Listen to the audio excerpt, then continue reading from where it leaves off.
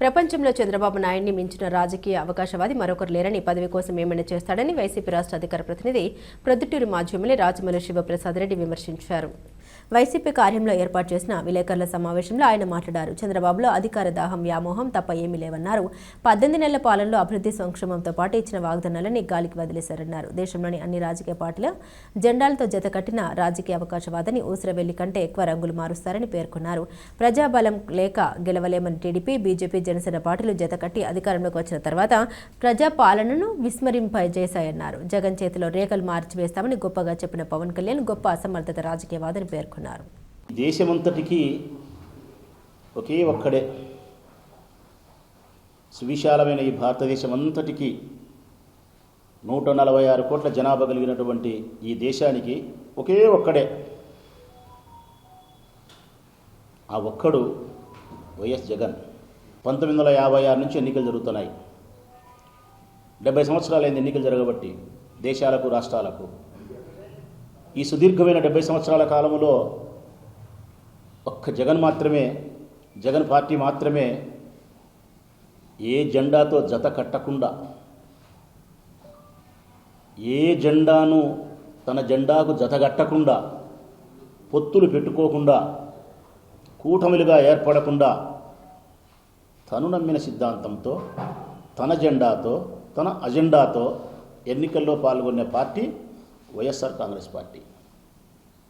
YS Jaganmohan Reddy గారు మాత్రమే. ఏందబ్బా రాచమల్లు చెప్పే మాట సత్యమేనా, ఇది కొద్దిగా ఆశ్చర్యకరంగా ఉంది అని చెప్పి ఎవరైనా అనుకుంటే ఇది నా మాట కాదు మిత్రులారా, చరిత్ర చెప్పిన సాక్ష్యం, చరిత్ర చెప్పిన సత్యం. ఈ దేశంలో చాలా రాజకీయ పార్టీలు ఉన్నాయి. 58 గుర్తింపు పొందిన పార్టీలు ఉన్నాయి. 1 కాదు, 2 కాదు, 3 కాదు, 28 రాష్ట్రాలు ఉన్నాయి. 6 జాతీయ పార్టీలకు, 6 పార్టీలకు జాతీయ హోదా వచ్చింది. కాంగ్రెస్ కానీ, బీజేపీ కానీ, పీపుల్స్ నేషనల్ పార్టీ కానీ, ఆమ్ ఆద్మీ కానీ, బహుజన కానీ, కమ్యూనిస్ట్ సిపిఐ, సిపిఎం కానీ, ఈ పార్టీలకు జాతీయ హోదా ఉంది. రాష్ట్రాలలో 58 పార్టీలకు గుర్తింపు ఉంది. ఇంకా గుర్తింపు లేని డమ్మి పార్టీలు, కోకొల్లలు, అవి పక్కన పెడదాం.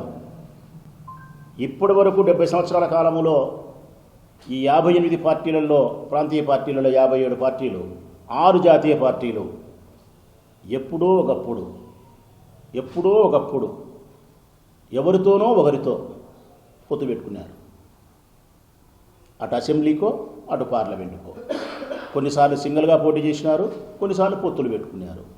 ఉదాహరణకు మన ఆంధ్రప్రదేశ్ రాష్ట్రంలో 1956లో ఎలక్షన్ స్టార్ట్ అయితే కాంగ్రెస్ వరుస గెలిచింది సింగిల్గా, కానీ తర్వాత పొత్తు పెట్టుకుంది. తెలుగుదేశం పార్టీ ఎన్టీఆర్ ఉన్నప్పుడు సింగిల్గా పోటీ చేసి తర్వాత పొత్తు పెట్టుకుంది. టీఆర్ఎస్ ఎప్పుడో కూటమిలో ఏర్పడింది. అన్నా డిఎంకే ఏ పార్టీ అయినా సరే ఒకటేమిటి, చిట్ట చివరకు ఈ దేశంలో ఉండబడిన 8 కేంద్ర పాలిత ప్రాంతాల్లో కూడా కొల్యూషన్తోనే, పొత్తులతోనే పరిపాలన సాగింది. ఒక్క వైఎస్ఆర్ కాంగ్రెస్ పార్టీ మాత్రమే, ఒక్క జగన్మోహన్ రెడ్డి గారు మాత్రమే పార్టీ స్థాపించినప్పటి నుంచి ఇప్పటి వరకు ఏ జెండాతో జతగట్టకుండా, ఏ పార్టీతో పొత్తులు పెట్టుకోకుండా, కూటమిగా ఏర్పడకుండా, తను నమ్మిన సిద్ధాంతాలతో, తన జెండాతో, తన అజెండాతోనే నిర్దిష్టమైనటువంటి అభివృద్ధి లక్ష్యాలతో ప్రజాసేవకు ప్రజల ముందుకు వచ్చి ఎన్నికల్లో పోటీ చేసిన ఏకైక నాయకుడు జగన్. అందుకే జగన్ ఒక్కడే, ఈ దేశానికి జగన్ ఒకే ఒక్కడే రాజకీయ విలువలు పాటించిన మనిషి. నేను ఏం చెప్పదలుచుకుంటానా తెలుగు వారందరికంటే, ఎప్పుడైతే ఒక రాజకీయ పార్టీ మరొక పార్టీతో పొత్తు పెట్టుకుంటుందో, మరొక జెండాను జతకడుతుందో, కూటమిగా ఏర్పడుతుందో, స్వయం బలం లేదని, సొంత బలం లేదని, సొంత బలం లేకుండా ఊతకర్రల సాయంతో ఎన్నికల్లో పోటీ చేసిన రాజకీయ పార్టీలు గెలిచిన తర్వాత పాలనలో సొంత ఆలోచనలు ఉంటాయా మిత్రులారా, లేక అరువు తెచ్చుకునే ఆలోచనలు ఉంటాయా? అరువు తెచ్చుకునే ఆలోచనలే ఉంటాయి. ఎంతసేపున్న మిత్రపక్షమైనటువంటి రాజకీయ పార్టీలను సంతృప్తిపరచడానికే 5 సంవత్సరాల పాలనలో సమయాన్ని ఖర్చు చేస్తుంది తప్ప రాష్ట్రాన్ని అభివృద్ధి చేయడానికి కానీ పేదవారిని అభివృద్ధిలోకి తీసుకొచ్చేదానికి కానీ సొంత ఆలోచనలతో పరిపాలన చేయలేదు. మన రాష్ట్రాన్ని గమనించండి. ఎన్నో రాష్ట్రాలు, 27 రాష్ట్రాలు వద్దు, మన తెలుగువారు మన రాష్ట్రాన్ని గమనిస్తాం. ఆంధ్రప్రదేశ్ను 3 పార్టీల కలయికతో ఇక్కడ అధికారంలోకి వచ్చినారు. కూటమి, తెలుగుదేశము, బీజేపీ, జనసేన. నేను అడుగుతా ఉన్నా, ఈ 3 పార్టీలకు స్వయం బలంతో వైఎస్ఆర్ కాంగ్రెస్ పార్టీని ఓడించి గెలవగలిగినటువంటి సంఖ్యాబలం, సీట్లది, ఓట్లది ఉందా? ఉంటే ఎందుకు పొత్తు పెట్టుకుంటారు? మరి పొత్తు పెట్టుకున్నారు, ముగ్గురు కలిసినారు అంటే అర్థం మీకు వైఎస్ఆర్ కాంగ్రెస్ పార్టీ మీద సొంతంగా గెలవడానికి కావాల్సినటువంటి బలం, ప్రజాబలం లేదు. అందుకే 3 పార్టీలు 3 జెండాలు జతకట్టినాయి. మీరేమో జెండాలను జతగడతారు, జగన్మోహన్ రెడ్డి గారేమో తన జెండాకు జనాన్ని జతగడతాడు. అది ఆయనకు మీకుండే వ్యత్యాసం. మీరు జెండాకు జెండాలు జతగడతారు. మీరు జగన్ ఎప్పుడట్టు చేయలే, తన జెండాకు జనాన్ని జతగట్టాలనుకున్నాడు. ఈ 3 పార్టీలు జతగట్టి అధికారంలోకి వచ్చినారు. ఈ 18 నెలల కాలంలో ఈ రాష్ట్రాన్ని మీరేమైనా అభివృద్ధి చేయగలిగినారా? మీరేమైనా సంక్షేమ పథకాలను ఇచ్చిన వాగ్దానాలను అమలుపరచగలిగినారా? ఒకరిది ఉత్తరము, ఒకరిది దక్షిణము, ఒకరిది తూర్పు, ఒకటి పరమర దావా. ఎన్నికలకు ముందు పవన్ కళ్యాణ్ చెప్పిన మాటలు పెద్ద పెద్ద ఆదర్శమైన మాటలు చెప్పినాడు. నేను చాలా పుస్తకాలు చదివినా అని చెప్పినాడు. నాకు చాలా నాలెడ్జ్ ఉందన్నాడు. భగత్ సింగ్ అన్నాడు, కామ్రేడ్ అన్నాడు, మార్కిస్ట్ అన్నాడు, చేకూర్ అన్నాడు. పెద్ద పెద్ద మాటలు చెప్పినాడు. మరి ఈరోజు గెలిచిన తర్వాత నీ సొంత ఆలోచనలు ఏమాత్రమే కానీ ఈ పాలనలో లేవు. కేవలం చంద్రబాబు నాయుడు ఇచ్చే నెలకు 70 కోట్ల రూపాయల ప్యాకేజీని తీసుకొని నవరంధ్రాలు మూసుకొని గమ్మునున్నాడు. ఇదే కదా కూటమి. అసలు ఆయన మాట్లాడతాడు పవన్ కళ్యాణ్ గారు, జగన్మోహన్ రెడ్డి గారి చేతిలో గీతలనే లేకుండా చేయగలుగుతా అంటాడు. నవ్వు వస్తుంది ఒకసారి ప్రజలారా. నీకు చెరొక వైపు, నీ భుజాలకు చెరొక వైపు, ఈ వైపు నరేంద్ర మోడీ, ఈ వైపు చంద్రబాబు నాయుడు నిలబడి సంకల కింద చేతులు వేసుకొని లేచి నిలబడితే కానీ నిలబడలేని పార్టీ జనసేన పార్టీ. నీవు జగన్ చేతిలో రేఖలను తుడిపివేయగలుగుతానంటే ఎంతవరకు ఇది సమంజసం? పరిపాలనలో నీ ఆలోచన విధానం ఏమైనా ఉందా? అందుకే ఈ రాష్ట్రంలో ఉండే తెలుగు వారందరూ పవన్ కళ్యాణ్ మీద మాట్లాడే మాట ఏంటంటే, రాజకీయాలలో పవన్ అసమర్థుడు. ఇక చంద్రబాబు నాయుడు, ఈ రాష్ట్రంలో కాదు చంద్రబాబు నాయుడు, ఈ దేశంలోనే చంద్రబాబు నాయుడు అంత అవకాశవాది, ఈ ప్రపంచంలోనే చంద్రబాబు నాయుడు అంత అవకాశవాది, రాజకీయ అవకాశవాది మరొకరు లేరు. ఊసరవెల్లి కంటే వేగంగా ఎక్కువ రంగులు మార్చగలిగిన దిట్ట చంద్రబాబు నాయుడు. నరేంద్ర మోడీని జైల్లో పెడతా అన్నాడు. నరేంద్ర మోడీ మనిషే కాదన్నాడు. జతగట్టినాడు.